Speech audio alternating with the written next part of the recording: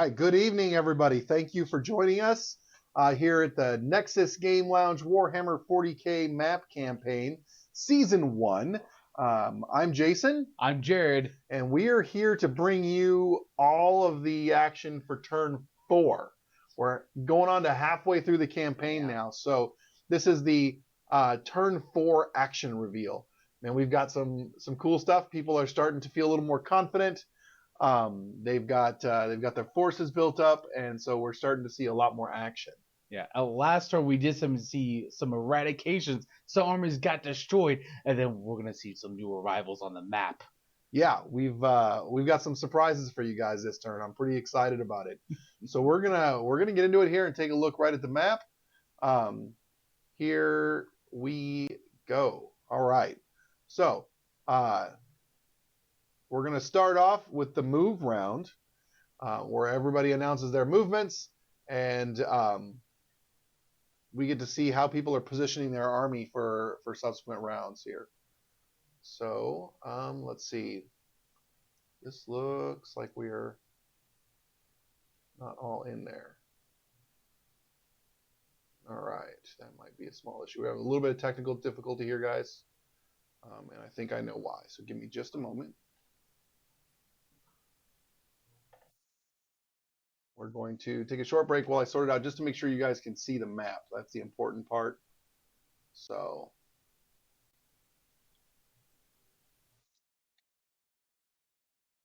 give us just a moment.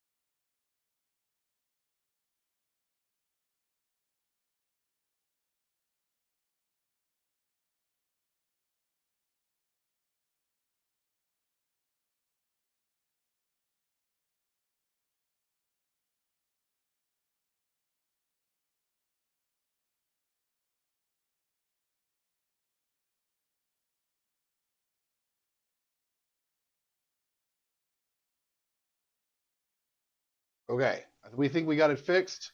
So let's take a quick look and see how that goes. All right, so there's the map. All right, now we're in it. Thank you guys for standing by. I appreciate that. Too many questions messing with wires. That's right. It always seems like something's going to go wrong. Okay, so here we are in the move phase. So first up, we have the Court of the King, moving 3 forces from G4 to H4. Yeah, they're capturing an open territory there to expand their kingdom, as it were. Yeah, those initiatives, man. The knights are just moving along. Yeah, they got some good rolls in the initiative turn this time. All right, so next up we've got the Adeptus Custodes moving in to take over that empty territory of F4, moving 2 force units in to do that. I wonder why. Make it a little buff. Yeah, I mean, it gives them extra initiative and more campaign points. And then we have the Rivals of the Corn using their demon special abilities, moving and completely abandoning K3 to move all force units to L1. Right, so that's an interesting move. They're abandoning a chaos interest, and giving up the territories that and the points, the extra initiative benefits, etc. So I don't know if maybe they've worked out a deal with somebody, but that's it's an interesting move. It definitely locks in the Slaughter Sons into that little corner that they have. It does, and maybe gives the demons a nice little base of operations there in the corner. So we'll see how that plays out for them. Next is going to be the Farsight Expedition Force is going to move from I-5 with 2 force units to H-5. So just Tau being in the little corners, staying completely safe. Yeah, they're moving out a little bit. They've taken H5, which is a pretty solid territory with 6 force rating and the 2 resources. It's not that bad at all. It is very difficult to navigate through, so it'll be challenging for them to get in and out of it. But it's a free spot, and I feel like they're taking the strategies with like the custodians to just make a little bit buffer between him and knights. Yeah, it doesn't seem that they've encapsulated the rivals of Khorne there. Maybe they're providing a buffer for the demons. Word on the street, they have an alliance. Okay, all right, I believe that.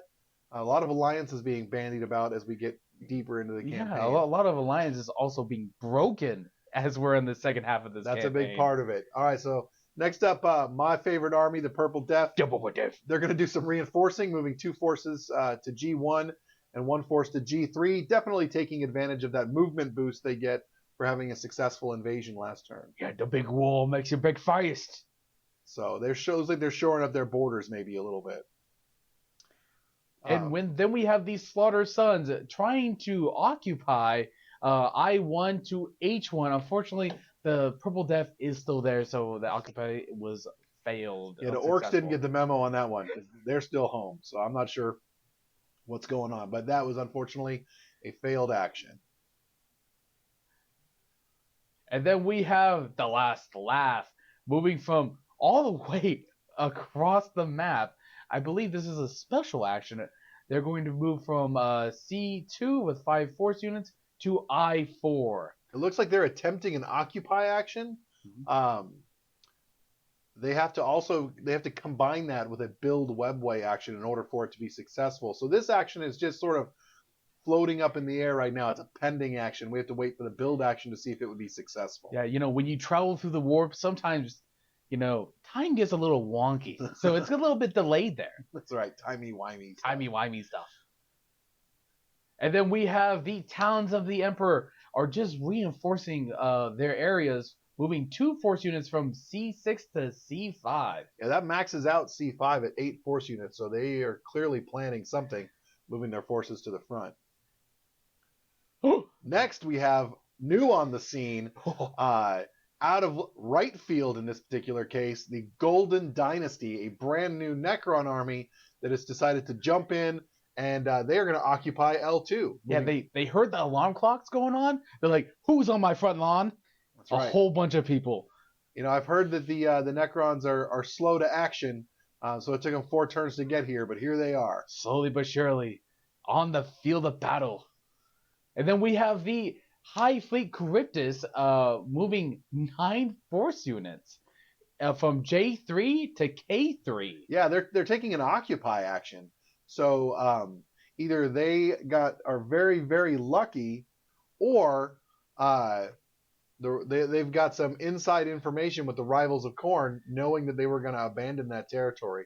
So it's possible. The demons and the Tyranids might be working together. I mean, the demons and Tau are working together. Maybe the stranger things have happened. As someone who was excommunicated from the Xeno Alliance, they are.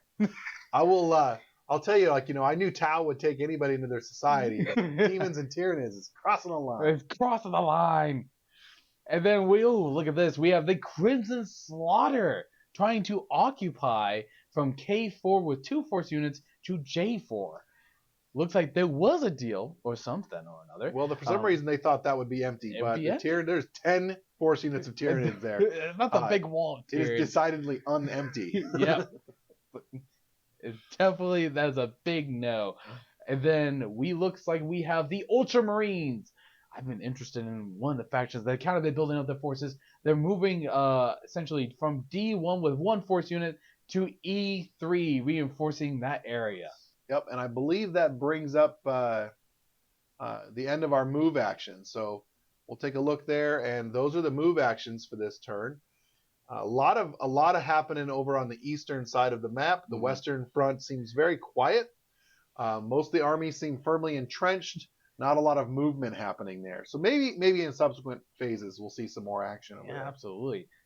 So next we're going to move into the build round. We make things. So this is where armies get to. Gosh darn it, I forgot that. It still says turn 3. It's okay. My It's bad. turn 4. So this is where armies get to either improve their territories or take a second move action, or in some cases, pull off a special action. So let's see what we got for this one. First up, looks like we've got some forces being built in E4. Adeptus Custodes are just building into that artifact, trying to secure it as much as possible. Yeah, I mean, with them holding the ancient artifact, that's essentially that territory is worth 13 points. You want to have as big an army there as possible, so building forces makes sense. The Custodes technically just want to build their home on Terra. So the Purple Deaf Orcs are abandoning I4. That's a territory that was previously eaten by the Tyranids, so there's not a lot of value there. So it makes sense to bail on that one. But orcs never beaten. No, we're just going to go back to where there's food. Oh, that's true. Oh, yeah, you need your grogs. That's right. You need food Gretchens to eat and munch on. And then we actually have the Rivals of Khorne trying to move from K2 using that extra movement during this round to L2. Unfortunately, with those Golden Army just like emerging from the sands of time, they hold that. Yeah, they tried to move in, and there was Necrons there. Yeah. So no go for the Rivals of Khorne. Those sneaky Necrons. That's right. No extra territory for you. Looks like they were trying to form a little triangle there in the corner. I mean, it makes all the sense in the world. Heck yeah. But, I mean, with war, man, sometimes things get a little bit weird. So next up, the Eldar have managed to successfully build a webway into the territory that the Orcs just abandoned in I4. That's probably because the Orcs weren't real sneaky about moving out. I've been talking about it a lot. So somebody clearly overheard and said, well, I'm going to snag that territory. Yeah, I'm going to snag that territory. So, it's a free territory for us. Fair enough. So it gets them away from that, that Western Hemisphere. Right? Getting them back in the action. The Orcs don't mind. There's nothing there of value anyway as far as they're concerned. There's no food there. So now we have the Court of the King trying to move from F3 to F4 with 3 force units. Unfortunately, the Adeptus Custodes move those 2 force units just ahead of them. That's right. So they managed to occupy that territory first. So failed action for Court of the King. Yeah, just a whole bunch of goofs. Next, and goofy goobers. The Tyranids, they decided to eat K3. So that's going to give them a quick boost of 2 force units and turn the resource rating of that territory to 0. That ends up being the 1, 2, 3.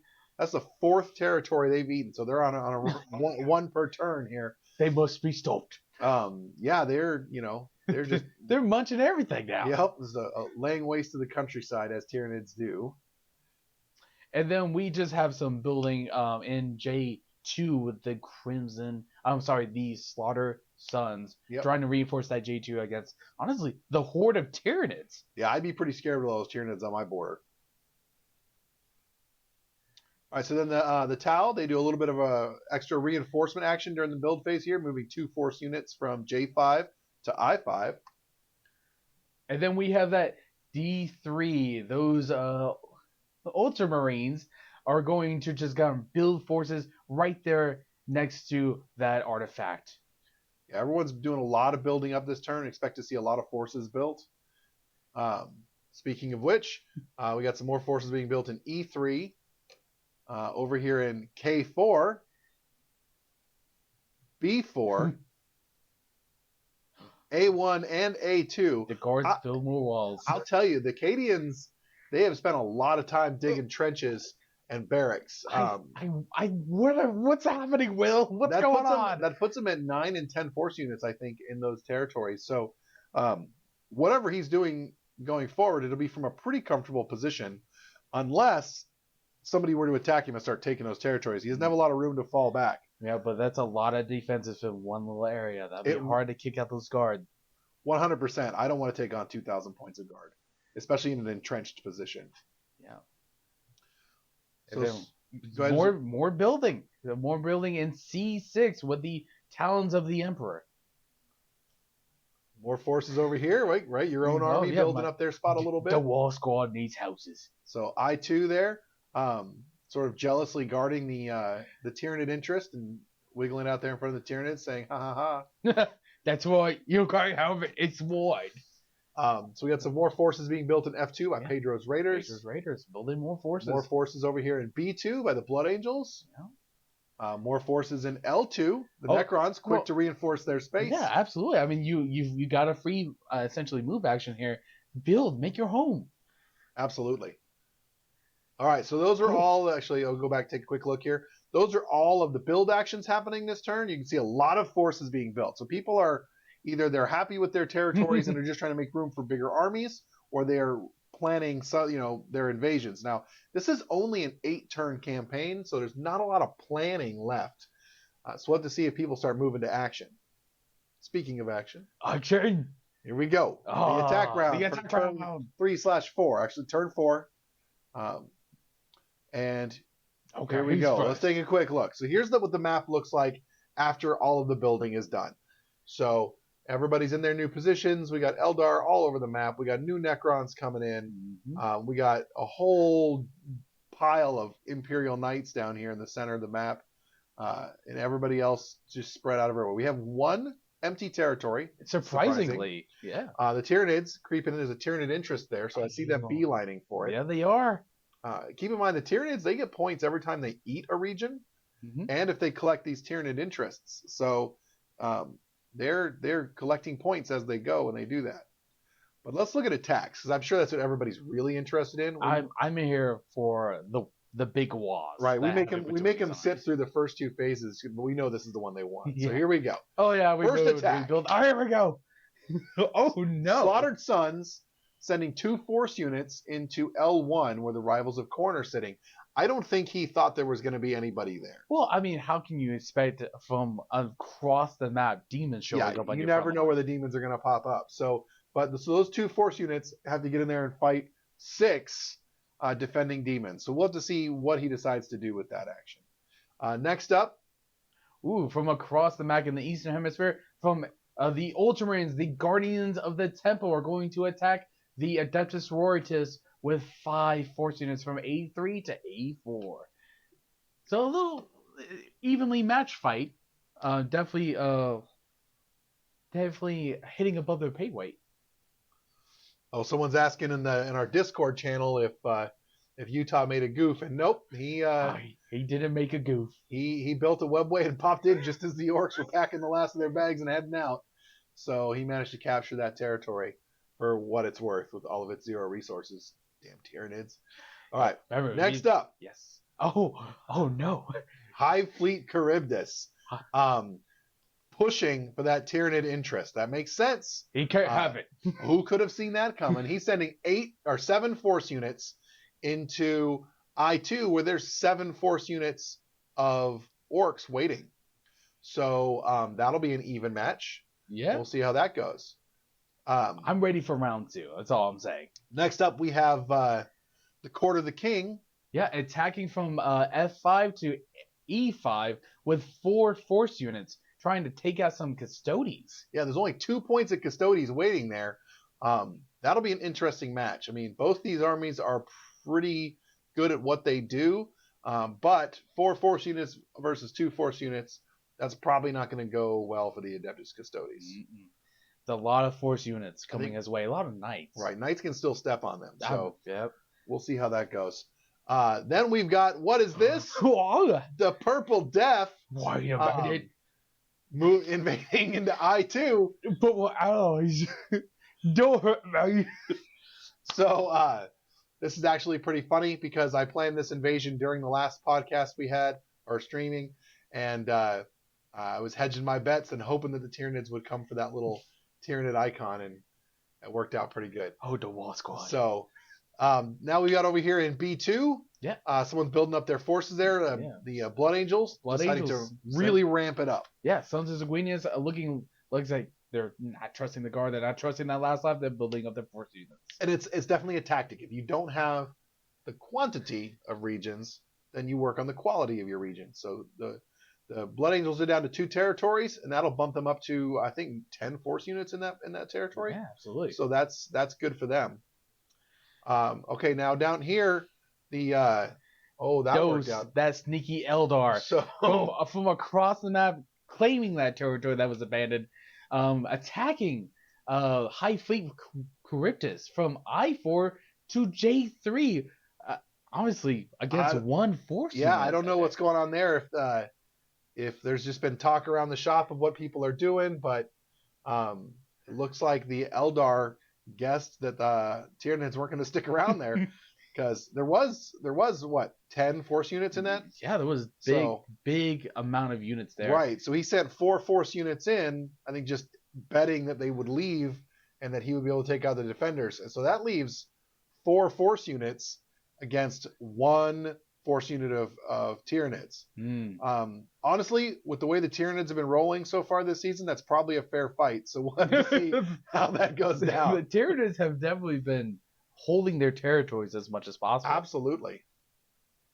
Next up, we've got E4 with the Dentist Custodians are just building up their force units, defending that artifact from anyone who wants. I'm telling you, that puts them up to, I think, 9 force units, and if they, they're going to hold it this turn probably. That's they bump that up anymore, you're looking at like 2,000 points of Custodians you have to overcome in order to take that. So what I anticipate is that there will be some large battles in the near future over this territory involving multiple players. There's probably going to be the first 4-way battle, maybe 5-way battle that we've kind of just hinted at that could possibly happen. Yeah, absolutely. We'll have to see how that goes. Absolutely. So, all right. So then, what is happening? The tower is finally doing something. Yeah. What a day. We're going to call this almost the turn of surprise attacks.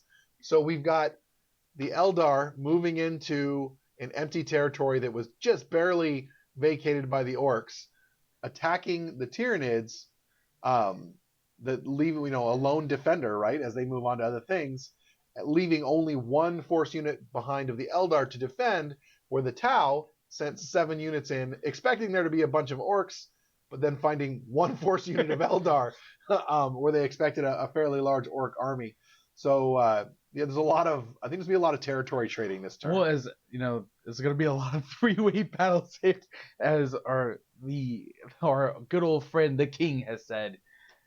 We're definitely interested in seeing how this happens. But finally, the Tau are going to play the game. Yeah, I didn't know if they liked playing Warhammer or not. So it's good to see them get out there and actually fight.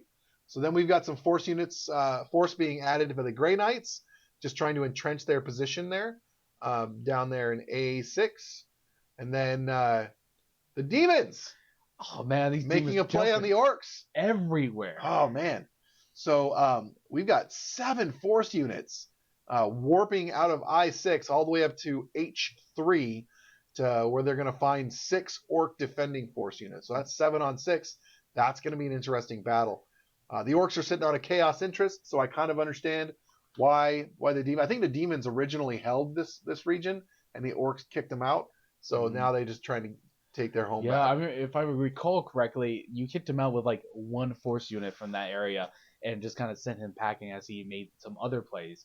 It looks like they've come back in force to return the favor. Yeah, we'll have to see. I mean, that's going to be a fair fight. As an Orc player, I haven't fought Demons since 3rd edition, so it'll be. I'm looking forward to that game. That seems like it's going to be a lot of fun. To my understanding, a lot of deep strikes. Okay, all right. Well, we'll see how that goes. We got some more forces being built over here in B4. More. What is this? Everyone's deciding to play the game again. Holy cow! Finally. The Cadians have fired up their tanks, their APCs, and their big guns, and they are moving them across the field over here to the Blood Angels. Bringing all their tanks, their Ogren, their Commissars, finally attacking. Is going to be a huge battle. So we've got a full-on 2,000 point army of Cadians fighting against what I believe is 7 force units of Blood Angels. So that's going to be a really great fight. Oh man, I'm excited to see the Cadians up and out, and yeah, They've been moving. building their force units all season. It looks like they're like half of the second half. I'm just gonna just caution to the wind. Let's go. All Now, being for another attack, the Talons of the Emperor What? attacking D4 against the Guardians of the Temple. Oh my gosh. Maybe they just want that orc interest. All right, so we've got an even fight here. Six force units. That's 1,500 points of Adeptus Custodes versus Ultramarines. Mm-hmm. That's going to be a battle to watch because the Ultramarines, these Guardians of the Temple, have been very, very competent. Absolutely.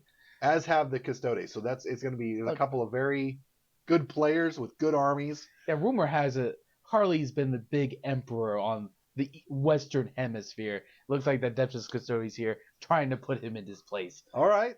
Well, I'm gonna be looking out for that game. That's gonna be a fun one to watch. I just got to tag.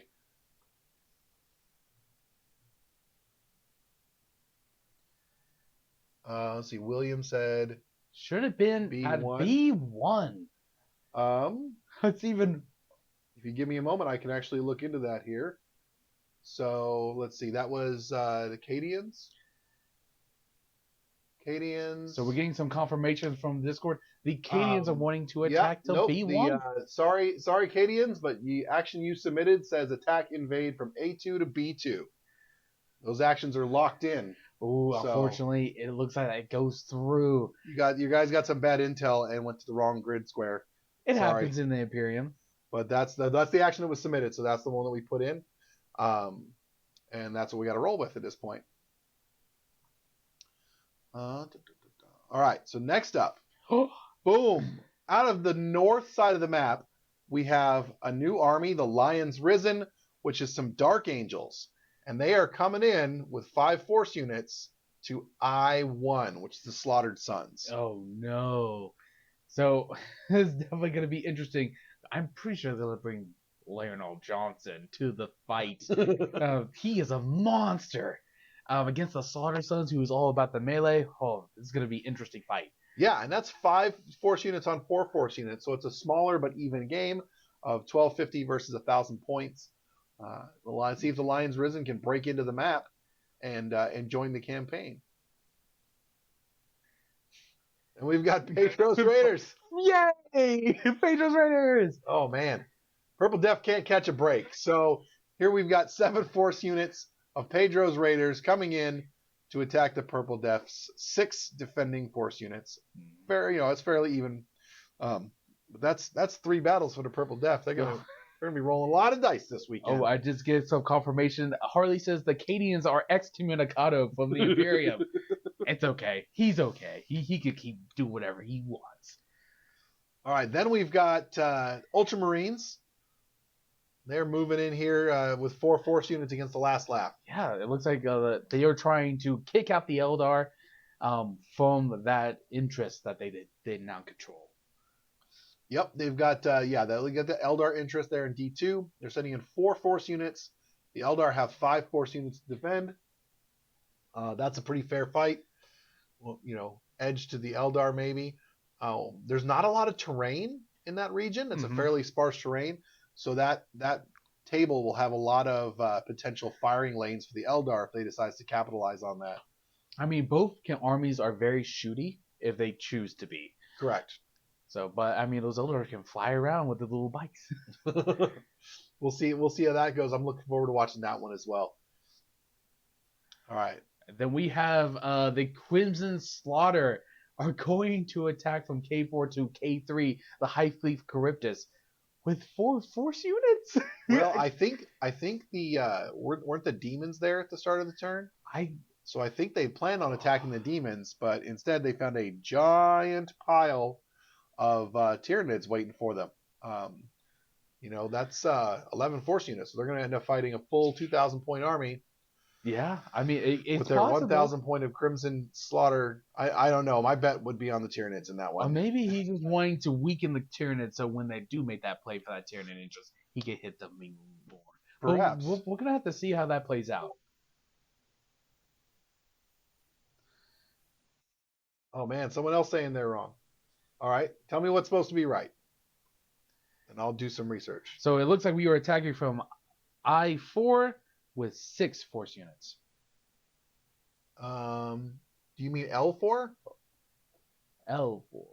And you can't attack from L4 because it's not adjacent. So that would have been an illegal action.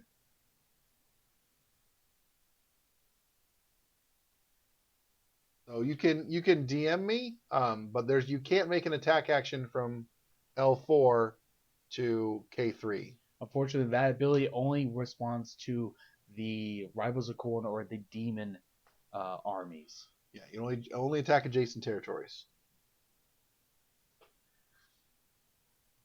All right, and then That's right. all right, then you've got the Wog Squad moving into attack. So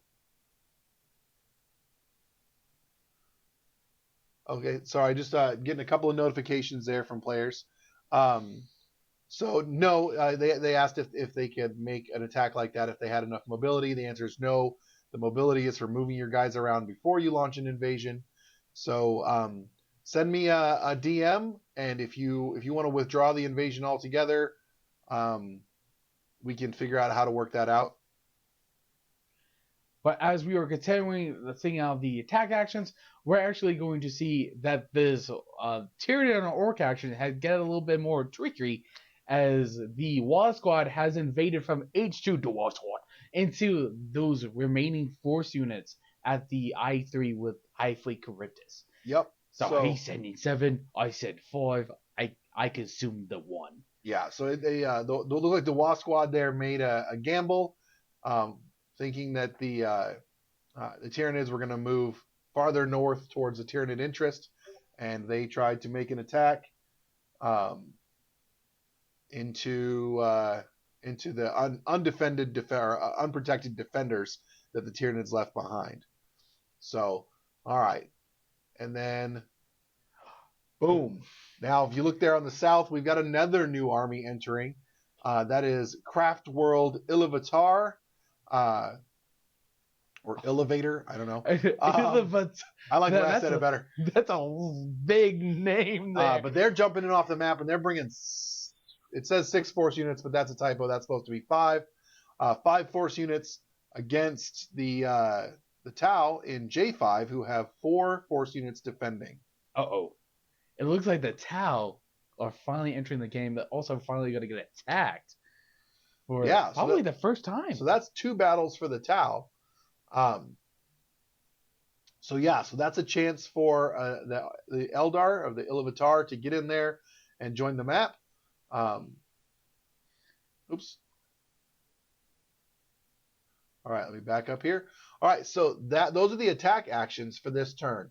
So there was a couple of questions. We're going to answer them real quick here. Someone asked if they could cancel their attack and just do a build action instead. And unfortunately, no. Once all the actions have been revealed, they're sort of locked in. If you want to cancel an attack, we can discuss it with the other player, and if everybody agrees, then that's fine. But you won't be able to trade that action out for something else. Essentially, once you make an attack, and then if your opponent does something sneaky and comes up with something you don't expect, you can't then just change your action because it's no longer a favorable situation to attack in. Yeah, it's a member that we've discussed this at the beginning of the campaign. Sometimes things get a little wonky, and once you send your actions in, they kind of are in concrete as is. That's why you gotta make sure you talk with us before those actions are submitted, and any clarifications that we can help you along with. Yep. So there's some insightful comments happening right now in our comments section. Yes, all of these territories that where people are leaving 1 unit behind are getting attacked because that's a pretty tempting target if you can anticipate it. And it's part of the reason that you want to try and leave defenders behind when you launch an invasion. You can't just leave a token force at home, because if somebody is lucky enough to hit it when there's 1 defender there, that's just free territory for them. Yeah, especially if you're in the middle of the map.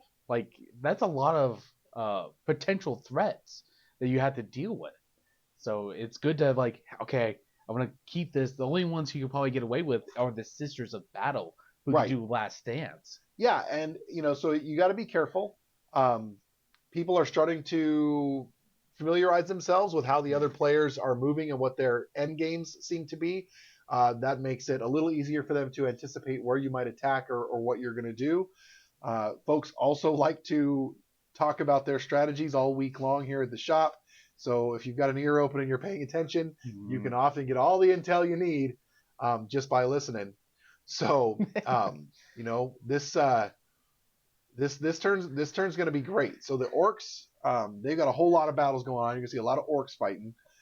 Tau actually getting out there for a couple of fights. Yep. Demons have got a couple of fights going on. Eldar have got a couple of fights. Like there's a lot of people that are playing this time around. So that's awesome. First couple rounds were slower. Yeah, absolutely. Slower. Everyone's filling each other up. But heading into the second half of this campaign, people realize the strategy is counter-invading is actually kind of important. So, absolutely. I will also point out the western side of the map, y'all are boring. I wasn't going to say it. I was just going to be like, one side of the map is like, oh, yes. Oh, moving slow. The other side of the map with all the chaos, it is chaos incarnate. It's true. Orcs are fighting. Eldar got into the mix, and they're fighting. The Tau finally are moving. Oh, man. It is very fun in that Eastern Hemisphere. Yep. So there's a lot of battles coming up. Well, if you have more than 2 games in a day for Sunday, and you need to work out alternate schedules for a third game, I don't think anyone has more than 3. Just get with Jared or I so that we can help to organize that for you. Other than that, I'm really excited about this weekend. I'm absolutely excited. We finally get to see armies that weren't moving finally get to move and make their no longer big brother Tyranids or the Nids. Like the Tau are finally gonna play the game. I'm super jazzed about that. Yeah, Tyranids are facing a little bit of an existential crisis this time around. Yeah. If things go well for them, they'll be doing very, very well. Mm-hmm. If things go very bad for them, they'll be down to just a couple territories. So that's not that's the same boat that a couple other armies are in. Absolutely. My biggest concern right now is this giant wall of knights. So these knights literally hold the middle. Yeah. Completely. We've got 6 hexes full of knights, and they don't look like they're slowing down. If they win their battle against the Custodes, which it looks like they might, very well might, that gives them 7. 7 hexes of Imperial Knights is going to be challenging to overcome. So, to me, that seems like the biggest threat on the battlefield to anybody that wants to try and become the campaign champion. Absolutely. With those knights consuming pretty much everything in the middle there, the only thing they have left to capture is the artifact itself. At that point, someone will stop the knights. They win the campaign. Absolutely. And we're only halfway through, so it's still anybody's game. Just a couple of bad turns can completely wipe out any army at this point. Oh, absolutely. Last turn we had 3 armies be eradicated. The Nids might be in trouble to be eradicated themselves if not played right. So it's definitely interesting how these things are very fluid in the battles. Yeah. So I'm looking forward to see how these battles shape up. I want to see the new map come, Monday to Wednesday whenever we get around to updating it. And so it's going to be great.